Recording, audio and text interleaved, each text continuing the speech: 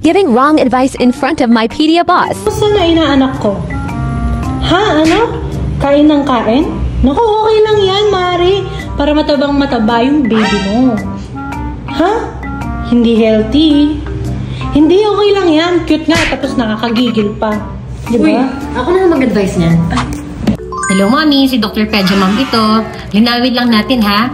Hindi totoo na kapag payat si baby, ay hindi na siya hiyang sa kinakain niya. At hindi rin totoo na kapag matabang-mataba si baby ay healthy agad. Kapag sinabing hiyang sa nutrisyon, ibig sabihin, kids respond well to their nourishment. Ibig sabihin, may nangyayaring maganda sa mga pagkain na binibigay niyo sa kanya. Clues na hiyang ang anak ninyo sa mga kinakain niya?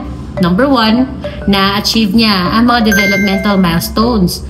Number 2, hindi siya sakitin or kapag nagkasakit siya, gumagaling siya agad. Number 3, normal ang kanyang timbang at hindi mabagal ang paglaki. And last, healthy looking ang kanyang balat at buhok. Actually, marami pang clues or signs para masabing hiyang si baby sa kanyang nutrisyon. Kung gusto niyo pa ng mga ganitong educational content, pwede kayong magpunta sa parenteam.com.ph. Isa itong online community helping moms and dads for science-backed, expert-approved tips, and fellow parent support. Sa katunayan, meron silang Facebook group, ang Parent Team Moms and Dad.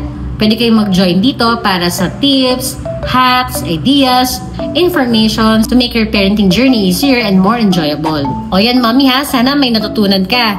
Okay, ganyan mag-advise. Ay, sorry, Doc.